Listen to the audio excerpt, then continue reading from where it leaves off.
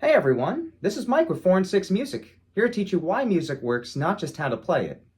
For today's lesson, we're going to go over an arrangement by Ronnie Cuber of Nostalgia in Times Square, a piece by Mr. Charles Mingus, the great, the GOAT of jazz composition. So for this piece, what I'm going to go over in particular, because this is a part of the jazz comping series, and I try to touch upon something different for each video that you're going to bump into when you're comping in a big band.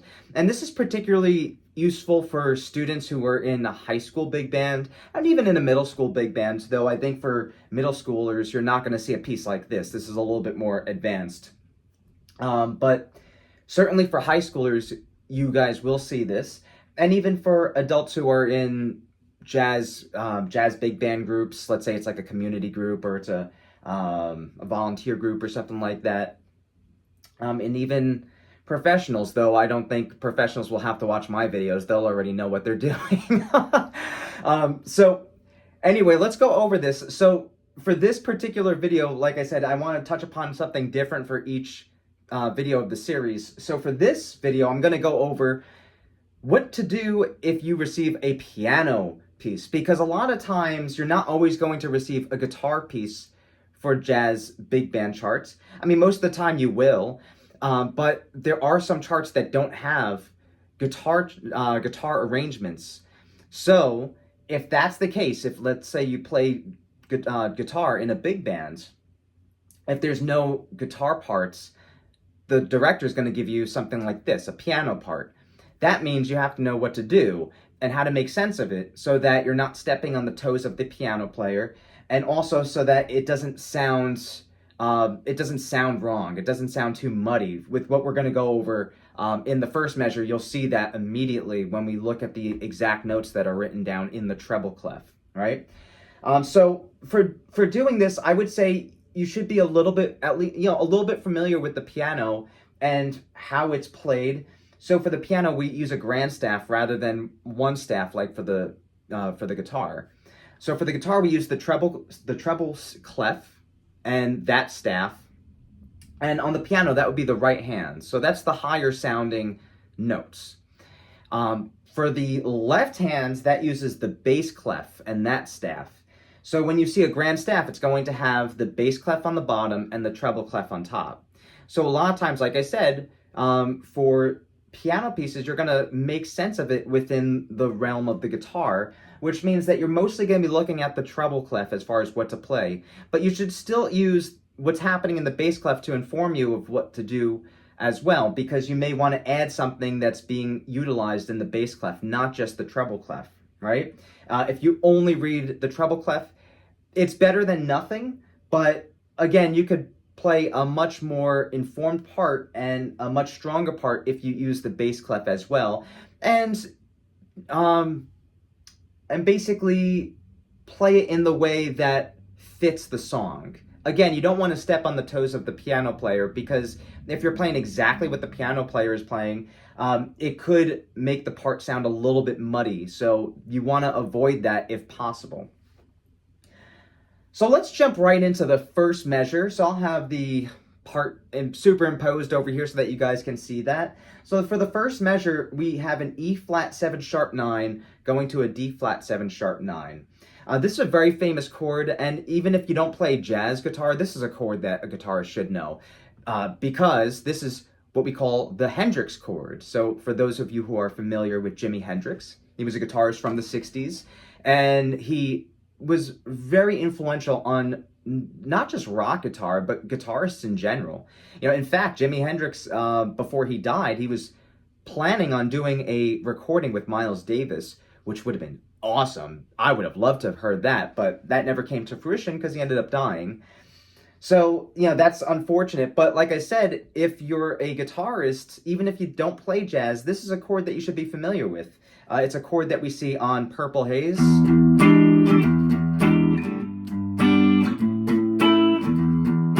So that's our E7 sharp 9 chord.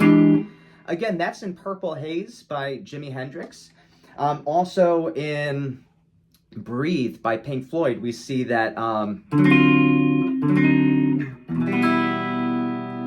that 7 sharp 9 as well, but this is a D7 sharp 9, going to a D7 flat 9, and then back to our E minor. So that's in the song Breathe by Pink Floyd from the Dark Side of the Moon album.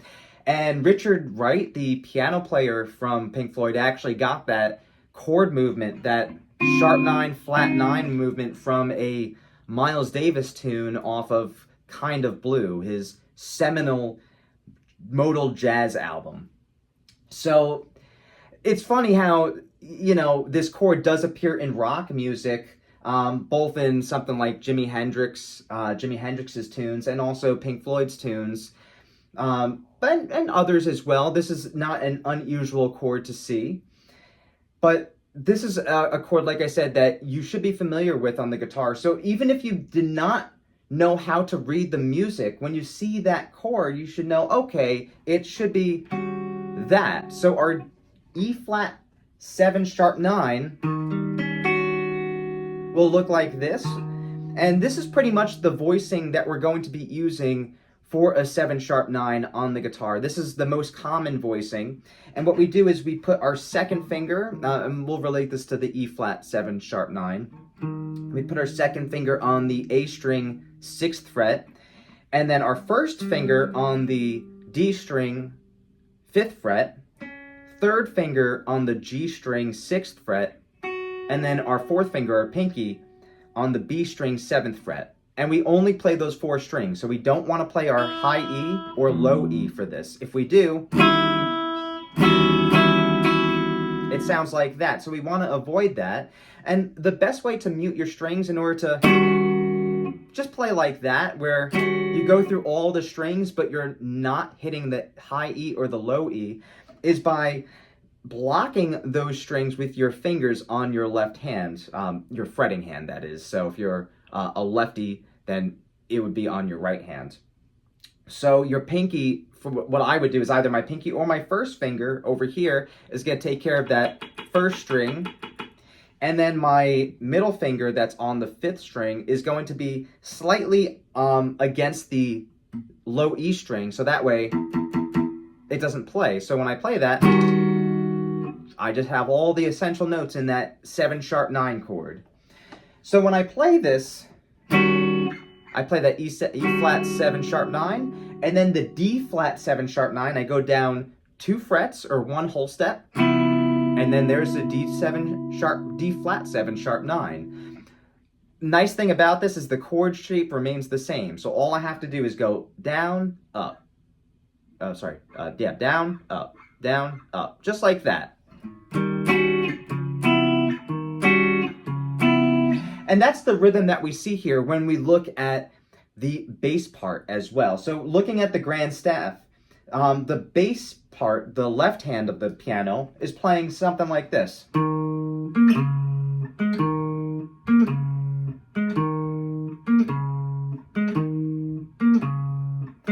Basically going between the root and the 5th of the chord. So that's what's happening with the left hand. And in the right hand, we have that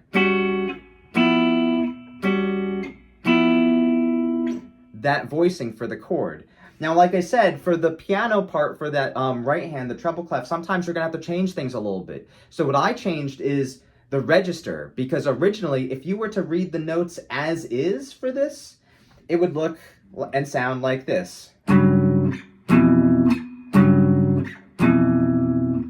which doesn't really sound that good.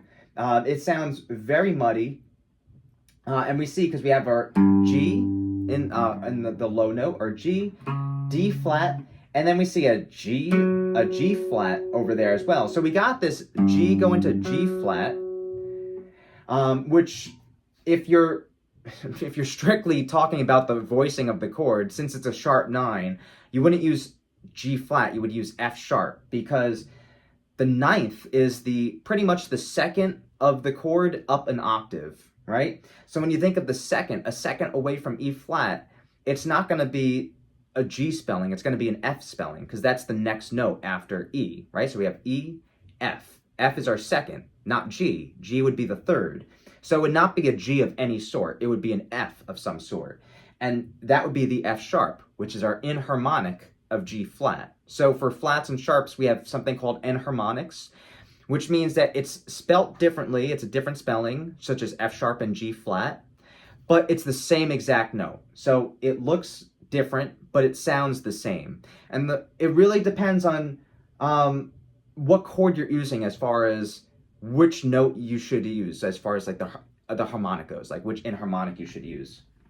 So for this one, since it's an E flat 7 sharp 9, it really should be written with an F sharp, not a G flat, but not gonna be a stickler. I know what the arranger is talking about and what he means when he writes that a G flat over there. So we have this, and that really it's that major 7 over here between the G and our G flat that just sound horrible. It does not sound good. So instead of playing it down there, what I automatically think, and even before I play this exactly as is, I already know just from the years of reading music, it's like, okay, that's gonna sound too muddy. I think it would sound better if we bring it up the octave. So if we bring it up the octave, again, we have our G, D flat, F sharp or G flat. Same thing over here. We have our G, D flat, G flat or F sharp. Sounds so much better than that. Again, when you're playing music, it's really up to you as far as what you do with the piece. Everything that's written is not always going to be taken literally, nor should it. You shouldn't always take everything literally, especially for jazz. I mean, taking everything literally is more like a classical thing. And even then, I think sometimes it's just so overdone that it leaves no room for the artist to interpret the piece as they see fit. You know, that's why for some performers who play classical pieces a little bit differently, sometimes certain listeners and certain audience members don't really dig that because it's not the way that was intended. But the nice thing about jazz is you're able to do that. You're able to change things, and I think it's a lot more encouraged in a genre like jazz compared to classical. So don't be afraid to change things up a little bit. And yeah, for this, what I would do is I would take that root in the left hand. I would not play the fifth. So when it goes between the E flat and the B flat, I would, I would not play that B flat over there. I would just play the E flat on the downbeat of our first beat. And then I would play the D flat, our root for the second chord, on the downbeat of the third, just like it's written over there. But I would not play that fifth for either of those. And then for the right hand, the notes in the upper voicing, again, I would bring that up an octave, and I would play it exactly as is. The voicing that's written here is the same exact voicing that you see for that chord without the root over there. So it's just without the root. But like I said, we have the root for the left hand, so we're just gonna put that over here. Again, I didn't mention it, but that root that's played on the left hand in the bass clef, that's down 2 octaves from that over there, right? So if we were to play it exactly as written, we would not be able to do that on the guitar. Even if it was up 1 octave from what's written in that bass clef, we would not be able to play it because our lowest note is an E natural, not an E flat. So that means we would have to detune our guitar, and that's not happening. So for this, how I would approach this measure is this.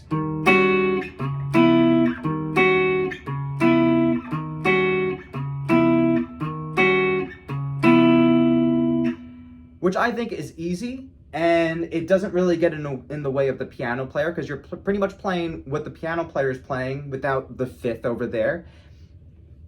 And the voicings are the same, but it's up. It's in a different register. So you're not playing in the same register as the piano.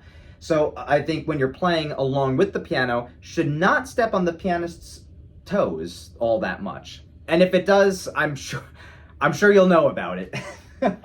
So anyway, that's how I would approach this first measure. And pretty much after this measure, you would approach everything in a similar manner.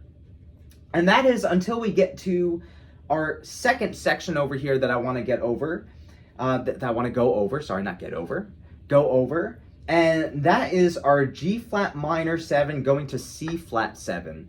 So that happens after we play this E flat 7 sharp 9 to D flat 7 sharp 9.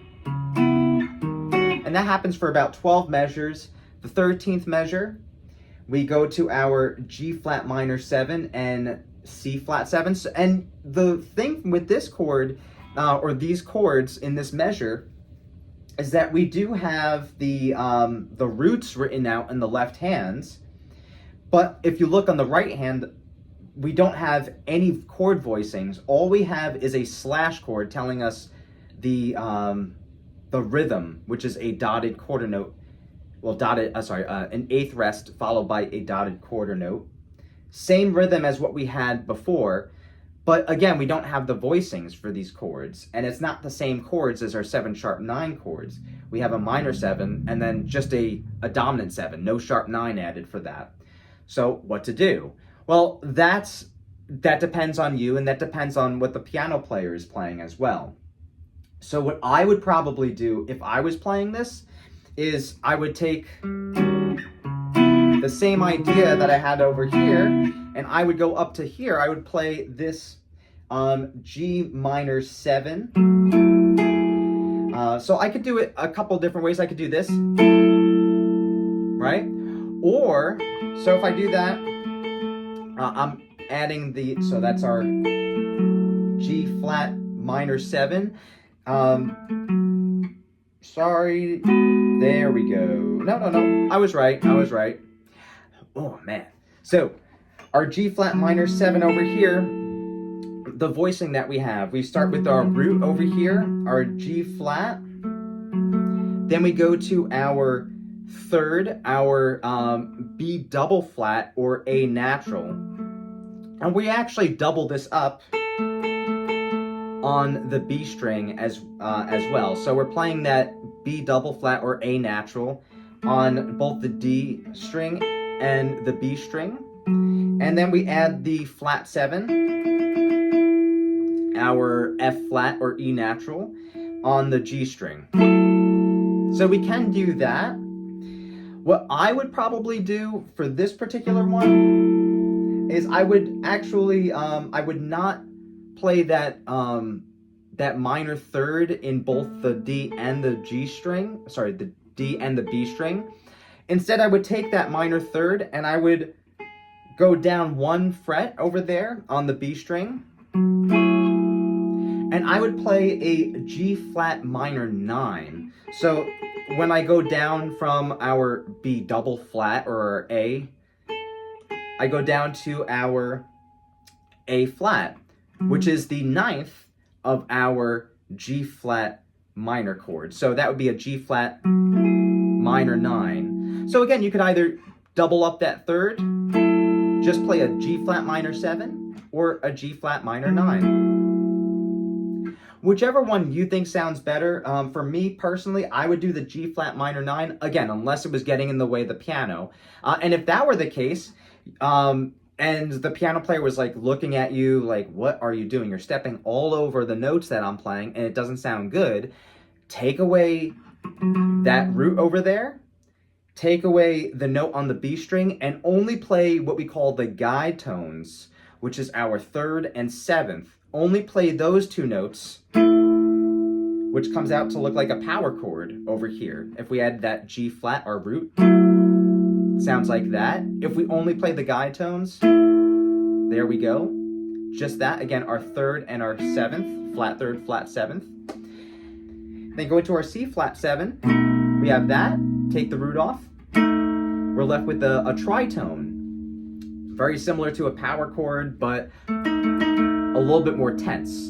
And that tension is important because that tension in the dominant 7 wants to resolve. So it has this sense of the desire to resolve. And so when we resolve that, it feels very satisfying, right? So we have, again, our G flat minor 7, C flat 7. And if we just play the guide tones, just like that. And I would follow the rhythm that's being played in the right hand for this. I would not use the left hand if I was just playing the guide tones, right? So again, I would just follow the rhythm in the right hand, just playing these guide tones. So we have, and then we go back to our E flat 7 sharp 9. And then we have these slashes for the C minor 7 F7, B flat minor 7 E flat 7, A flat minor 7, D flat 7, and then ending with an E flat 7. So we have these slashes, and when you see this, you usually think,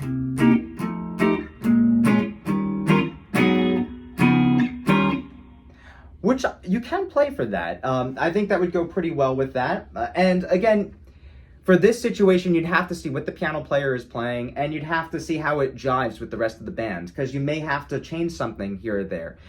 So let's say if I was looking from the beginning of 2, yes, I could use those guide tones. Going back to the E flat 7 sharp 9.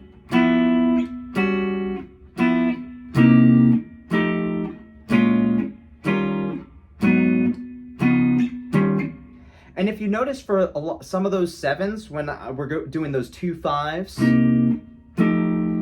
I usually do this minor 7 voicing, and then I go to a 9 voicing. Kind of like what I did for the G flat minor. Sometimes I would do a G flat minor 9 instead of a G flat minor 7, like that. So it's the same thing with the dominant chords, especially when I'm playing a dominant chord where the root is on the A string. A lot of times I'm not going to play that voicing. I'm going to play this. And that's, again, a 9 chord, not a 7 chord, because we had that added 9 in there. Again, depends on what the piano player is playing, because if it doesn't sound right, it sounds like it's too muddy, it sounds like there are too many notes in there, then I would just play the guide tones. And let's say for the guide tones, between the C minor 7 and F7 would just be this. Just like that. Again, just 2 notes. Our flat 7, flat 3 for the C minor 7, and then our 3rd and flat 7 for the F7. So it sounds a little bit different. A lot less, because again, we're playing less notes, but that doesn't really matter all that much if we have a piano player playing as well. Again, these guide tones are great when playing with a piano player or another chordal instrument. But if you're playing just the guitarist and there's no other accompaniment, then I would actually use some bigger chords, some chords with more notes, a little heftier chords, just to add a little bit more to what's going on with the accompaniment. So from the C minor 7 over there, again, we could do this.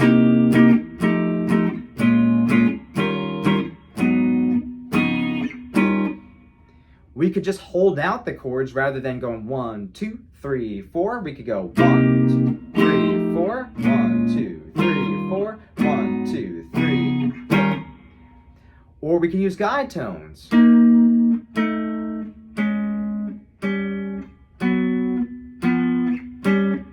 Like that. Depends on what you want to do. So those are just 3 different options for that, for those 3 measures as far as like what you can do. Again, it depends on the group, it depends on the players, specifically the piano player and what they're doing. And you have to use your ear. You have to be able to listen to and react to what's going on. And that's really the most important thing, not just with jazz, but with music in general. You want to listen to what the other players are doing and then modify anything that you're doing based off of that, right? So again, don't take the music literally. That's not what you want to do. You want to use this as a guide, pretty much, like a roadmap, as far as what to do with chord voicings, with rhythm, and I'd say chord voicings, rhythm. Those are the 2 big things that we went over today that you should definitely be wary of. But also, don't be surprised if there's something written in the music that you cannot do on the guitar, because like I said in an earlier video in the series, is that You're not always going to get pieces written by people who are aware of the guitar and the mechanics of the guitar. So sometimes you'll see chords written out that are impossible to play. And part of the reason why that is because those arrangers are thinking like a piano player and not a guitarist. So don't be afraid if you have to change things here or there or negate something, because it's going to happen. It's just inevitable. And if it has not happened to you, then you probably have not read enough charts. Honestly, because when I was younger, I did not read enough charts to have understood that. And then it was only until I got older and started reading a lot more of these charts that I started to understand, oh, okay, don't take it literally, use it as a guide. Which for me is a little bit difficult because I tend to take things a lot more literal than the average person, which makes things a little difficult for me sometimes. So that was a hard lesson for me to learn, is just don't take the music literal, use it as a guide. You can change things here or there. And honestly, the director is not always so concerned with the guitarist unless there's a solo going on. Most of the time, in my experience anyway, they're more concerned with what the drummer is doing than the guitarist. You might have a director who's a little bit different, but that tends to be what it is, because the drummer in a big band is super, super important. Not to say that the other instruments aren't, like the guitar. It's just that for a big band, drummer is key. And if the drummer is lacking in any sort of way, it's going to affect the band a lot more than a guitar would. So don't be afraid to change things. If it doesn't work out, hey, it doesn't work out, and then you could try something else, right? It's best to experiment and try than to wonder if it would have worked at all. All right, so I hope that this informed you guys on what to do in case you see a piano chart instead of a guitar chart in a big band situation. I hope that was useful. I hope you got some tips out of that. Again, don't be surprised if it happens one day when you're reading along charts with a big band. It will happen at some point where you're given something that is not written for the guitar. Anyway, that's how you would approach it. If you'd like to book a lesson with 4 and 6 Music, mainly me, then you can fill out the booking form in the description box below, and I'll get back to you within 24 hours. So until the next time, I'll see you then. Rock and roll.